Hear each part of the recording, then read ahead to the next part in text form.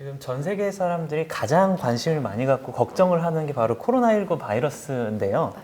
그 이 바이러스가 어떤 예측에 따르면은 거의 토착화될 가능성도 있다. 그래서 뭐 매년 생겨날 수도 있다. 이런 예측들도 많이 있어요. 그래서 이 코로나19 바이러스 또한 유전체 검사를 통해서 막을 수 있는 방법이 있을까요?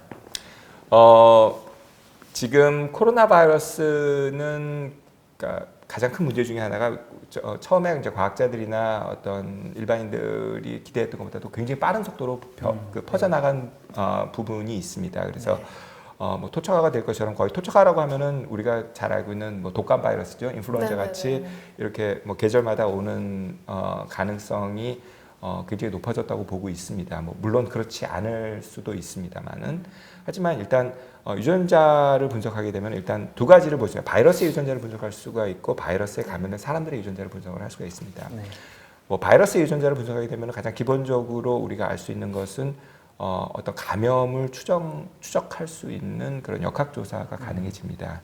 아까 제가 뭐 유후와 같은 그런 뭐 조상 분석 서비스나 아까 광우병 소 같은 식으로 바이러스의 유전자를 분석하게 되면 이 바이러스가 어떤 지역을 통해서 어떻게 들어왔는지가 분석이 되고요. 뭐 바로 뭐 며칠 전만 해도 뭐 미국 쪽에 많이 전파된 뉴욕 쪽에 많이 전파된 바이러스가 뭐 유럽의 독일과 어느 쪽을 거쳐서 들어온 바이러스다. 뭐 이런 것이 스타디가 되듯이 그런 바이러스의 경로도 알 수 있을 뿐만 아니라 심지어는 그 바이러스들이 얼마나 심각한 질환을 일으킬 수 있는지에 대한 예측도 어느 정도 가능하다고 합니다. 그러니까 바이러스가 똑같은 바이러스가 아니고요. 특히 이제 RNA 바이러스 같은 경우는 이렇게 전파가 되면서 굉장히 빠른 속도로 변화가 오고 있습니다. 이런 변화가 오다 보니까 어떤 바이러스는 사실은 크게 문제가 되지 않은 바이러스도 있는 반면에 어떤 바이러스는 굉장히 심각한 질환을 일으킬 수 있는 경우도 있다고 합니다.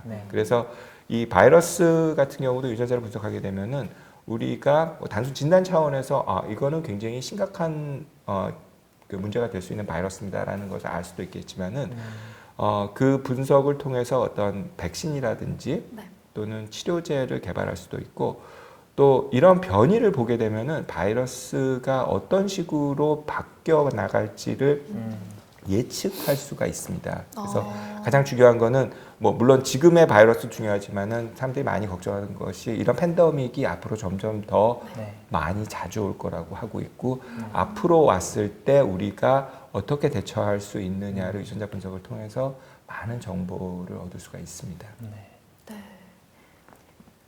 네. 그럼 이 바이러스의 취약한 고위험군을 가려낼 수 있는 거죠? 맞습니다. 예. 그래서 사실은 그런 스타디가 뭐 지금 여러 나라에서 지금 하겠다고 시작을 하고 있고요.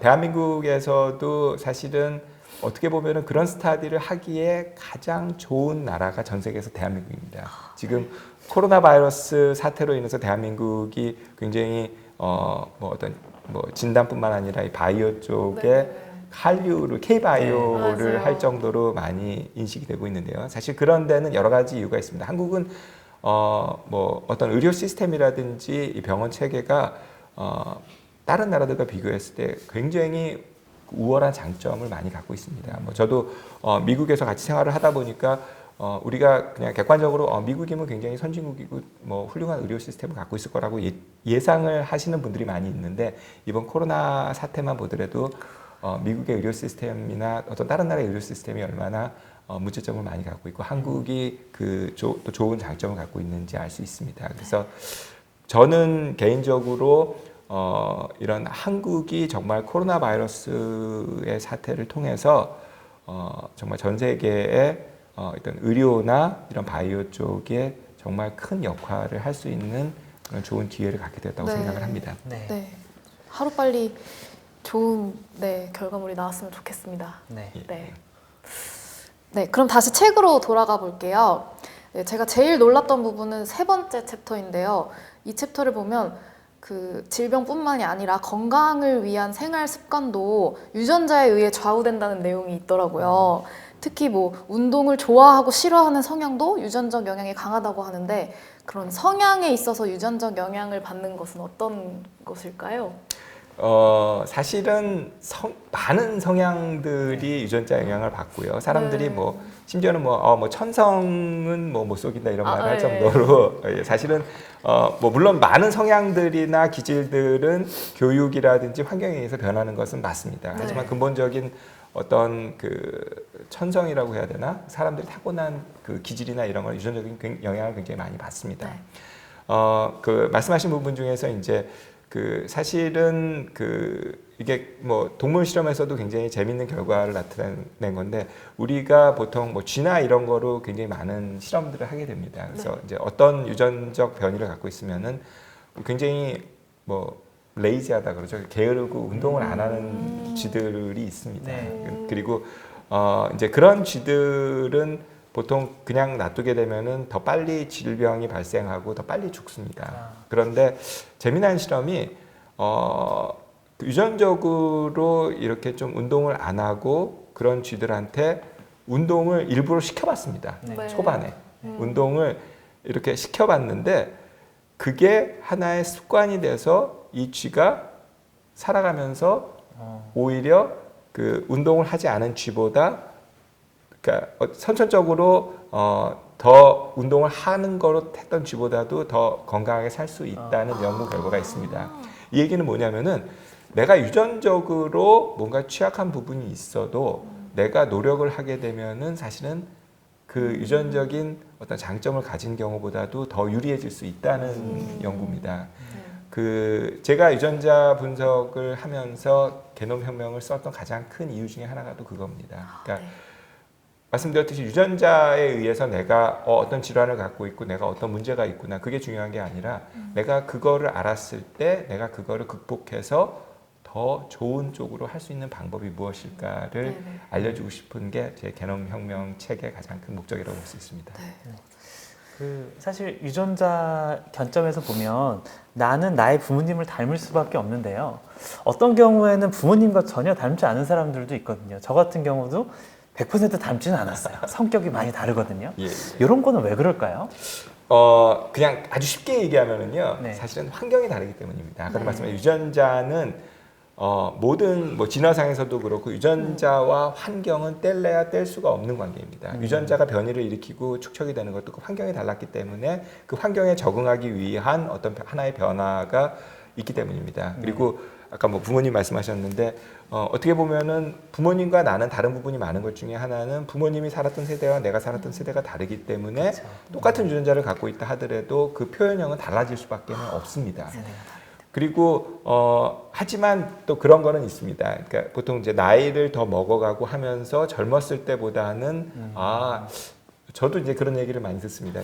제가 나이가 먹다, 너네 아버님하고 이제 점점 더 많이 닮아간다. 뭐 이런 얘기를 듣는데, 그러니까 사실 유전적으로 많은 부분들은 이제 시간이 지나가면서 더 나타날 수가 있는 겁니다. 그리고 뭐 그거는 이제 전반적으로 얘기를 한 거고요. 아주 부분적으로 본다 그러면은 어떤 특정한 그 형질이나 이런 부분은 부모를 닮지 않는 경우들이 있습니다. 그거는 우리가 잘 아시겠지만은 우리의 염색체는 두 쌍을 갖고 있습니다. 그러니까 보통 엄마로부터 물려받은 거, 아빠로부터 물려받은 거를 갖고 있고 내가 그 유전자를 자식한테 전달해 줬을 때는 그 중에 하나만이 가게 됩니다. 그리고 많은 유전자가 사실은 두 개를 갖고 있지만은 많은 유전자가 그 둘 중에 하나는 소위 말하는 백업이라고 해야 될까요? 그러니까 그 꼭 발현되지 않은 유전자들이 많이 있습니다. 둘 중에 하나만 발현이 됩니다. 둘 중에 하나만 발현이 되고 보통 뭐 임프린팅이라는 그런 뭐 메커니즘이 있어서 어떤 경우는 살아가는 동안에 딱 그 두 가지 중에 하나의 유전자만 발현이 되고 그 한쪽은 전혀 발현이 안 됩니다. 그런데 내가 생식세포가 만들어질 때는 그 두 개의 유전자 중에서 하나만이 생식세포로 들어가게 됩니다. 그러다 보면은 어떤 특성한 성질에 대해서 부모한테는 발현이 되지 않았던 유전자를 내가 받을 확률이 있습니다. 예. 그러다 보면은 엄마나 아빠는 이런 성질이 없는데 왜 나는 갖고 있지 하는 게 내 유전자가 두 개고 내 유전자 속에서도 보통 하나만이 발현하기 때문에 그런 경우도 있습니다. 그렇군요. 그럼요. 갑자기 궁금해졌는데 그 질병을 치료하는 것처럼요. 그 아까 성향을 노력을 통해서 바꿀 수 있다고 하셨잖아요. 근데 예. 기질적인 그런 면을 혹시 유전자 치료를 통해서 바꿀 수 있을까요? 글쎄요, 그 굉장히 민감한 부분입니다. 네. 민감한 부분인데 기질적인 측면에서 물론 어떤 유전자의 변이가 들어갔을 때 그런 기질이 바뀐다는 것들은 많이 알려져 있습니다. 근데 그러니까 저는 개인적으로 그렇게 봅니다. 어떤 기질이든지 좋은 기질과 나쁜 기질은 없습니다. 물론 이제 그 환경에 따라서 그게 달라질 수밖에 없는 거고요. 그러니까 이제 사람들이 보통 이제 그런 얘기들을 많이 합니다. 요즘 뭐 특히 우리 애는 너무 산만해요. 뭐 애가 좀 집중력이 있는 애였으면 좋겠어요. 뭐 이제 이런 얘기를 하는데 지금 사람들이 그래서 그러면은 요즘 다 뭐 집중력도 있고 공부도 더 잘하는 유전자를 갖는 애가 태어나면 얼마나 좋을까 이렇게 얘기를 하는데 실제적으로 우리가 산만한 뭐 ADHD라고 하고 네네. 하는데 그런 유전자를 가진 사람들은 훨씬 우리가 지금 이런 문명의 세계가 오기 전에 어떤 야생에 살던 때는 생존율이 훨씬 더 높았던 개체들입니다. 그게 뭐냐면은 동물들은 언제 어디서 공격을 받을지 모르기 때문에 어떤 한 군데에 너무 집착을 하게 되면은 항상 어떤 다른 동물의 표적이 돼서 먹이로 잡혀 들어갈 확률이 많습니다. 그렇죠. 그래서 환경에 적응하기 위해서는 끊임없이 주변을 살피고 한 군데 집중하기보다는 산만해야 되는데요. 산만해야지 더 생존의 확률이 높아지는 겁니다. 그래서 하지만 지금의 세상은 뭐 누가 나를 잡아먹거나 뭐 하는 그런 거를 네. 걱정해야 되는 시대가 아니기 때문에 뭐 공부라든지 이런 거를 위해서 하고 있는데 그래서 모든 형질들이 그 환경이 변해가면서 사실은 바뀌게 됩니다. 그리고 뭐 사람들이 조금 일담을 얘기하게 되면은 그러니까 요 몇 년 전에 뭐 중국의 어떤 과학자가 네. 유전자 변이 그러니까 어떤 편집 기술을 이용해서 배아 복제를 이용한 신생아가 태어난 게 보고가 된 적이 있었습니다. 물론 과학계뿐만이 아니라 모든 분야에서 이거는 굉장히 조심하고 경계해야 되는 문제라고 해서 큰 문제가 된 부분이 있긴 하지만은 그 과학자가 타겟했던 유전자가 CCR5라고 하는 유전자입니다. 네. CCR5가 그러니까 명분적으로는 어떤 에이즈의 감염을 낮추기 위해서 그런 시술을 했다고 하지만은 어떤 또 많은 동물 실험이나 이런 데 보게 되면은 CCR5를 불활성화시킨 뭐 쥐나 동물들은 어떤 인지력이 좋아진다든지 어떤 운동 능력이 향상되는 걸로 알려져 있습니다. 그래서 조금 좀 이렇게 소름 끼치는 얘기긴 하지만은 일부 이런 과학계에서는 어떤 유전자 변이를 이용한 어떤 성질이나 기질을 바꾸려고 하는 시도가 되어주고 있습니다. 그 영양학적인 것들도 유전체랑 또 관련이 있다라고 하는데 그건 어떤 건가요? 보통 이제 영양학적으로는 우리가 먹는 음식이 있고요. 네. 그리고 또 많은 경우는 요즘은 음식뿐만 아니라 식품 보조 식품들이 많이 있습니다. 그리고 뭐 우리가 그냥 뭐 옛날부터 그런 말들을 많이 합니다. 음식도 뭐 누구한테는 뭐 약이 되고 누구한테는 독이 된다. 뭐 이런 얘기가 있듯이 뭐 약이나 음식이나 어떤 유전적인 그런 부분에 따라서 사람들의 반응은 다 달라질 수밖에 없습니다. 그리고 뭐 요즘은 많은 사람들이 뭐 건강 보조식품에서 뭐 종합 비타민 뭐 이런 거 하나 안 드시는 분들이 거의 없는 것 같은데 사실은 뭐 비타민이라고 하는 것도 자기 유전자형에 따라서 어떤 결핍이 좀 많은 비타민이 있고 별로 보강해도 도움이 안 되는 비타민들이 많이 있습니다. 그래서 뭐 이런 부분에서도 유전자 분석을 통해서 나한테 맞는 맞춤 비타민이라든지 그리고 또 요즘 많은 사람들이 뭐 특히 여성분들 중에서도 걱정하시는 것 중에 하나가 비만입니다. 요즘 뭐 너무 많이 먹고 이래서 있는데 과연 뭐 비만이 걸렸을 때도 어떤 유전적으로 굉장히 다른 원인에 의해서 비만이 됩니다. 그러다 보니까 유전자를 분석하게 되면 나한테 좀 더 맞는 어떤 다이어트 비법도 만들 수가 있는 겁니다. 그래서 사실은 지금은 뭐 옛날에는 뭐 치료나 약물적인 요인에서 유전자 검사를 많이 했지만 요즘은 영양학적인 면에서도 사람들이 많은 유전자 분석에 관심을 갖고 있습니다. 네. 네, 아까 말씀하시기를 유전체 검사를 100만 원대에 할 수 있다고 하셨는데 그러면 어떻게 어디에 가서 검사를 받아야 되는 거예요?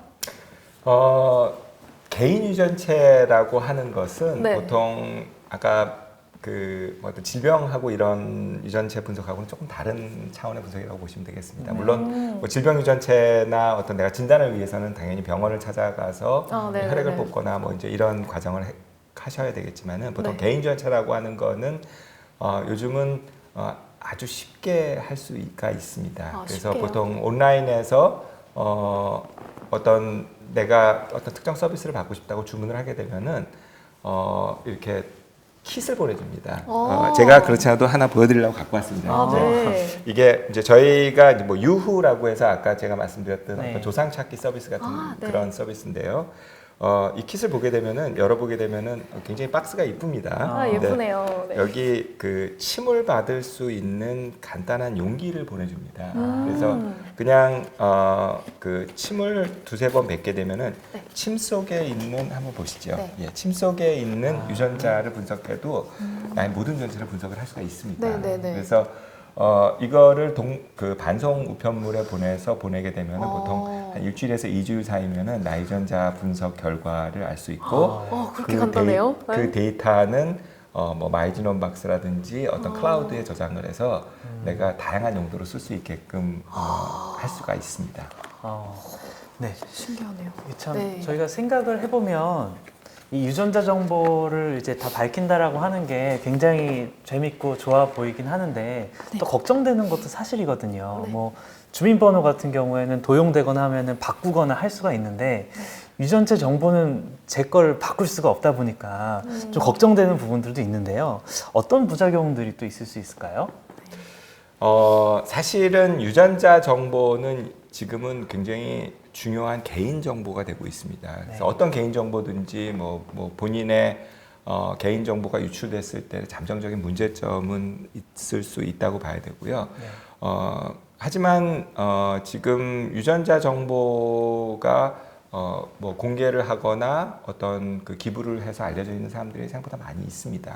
근데 사실은 초반에 휴먼 게놈 프로젝트가 시작될 때 가장 큰 목표 중에 하나도 이런 유전자 정보가 알려졌을 때 거기에 따른 뭐 윤리적인 문제, 법적인 문제, 도덕적인 문제들뿐만이 아니라 어떤 이런 정보에 대한 보안에 대한 걱정들을 많이 했었습니다.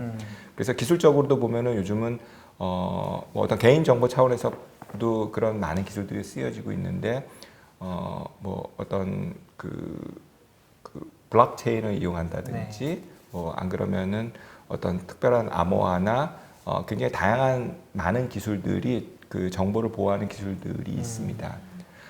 그리고 사실은 유전자 정보라고 하는 것은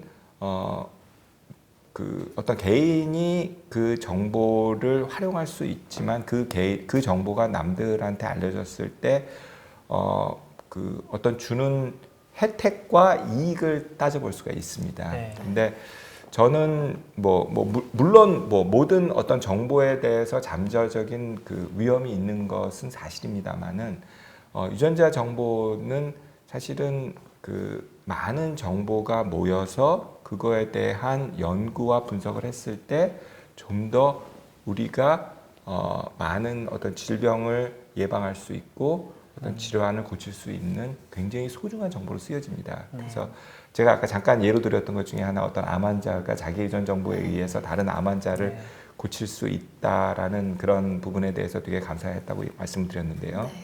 아마 이 세상에 내가 어떤 기부를 했을 때 그 기부에 의해서 누군가의 생명을 살릴 수 있다면 그것만큼 소중한 기부는 없을 겁니다.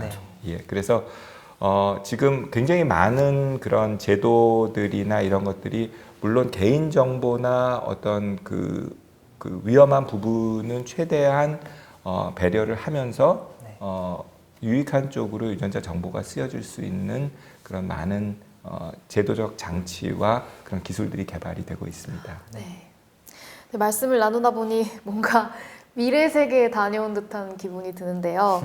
네, 하지만 이민섭 대표님이 계신 한 그 미래는 결코 먼 미래가 아니겠죠.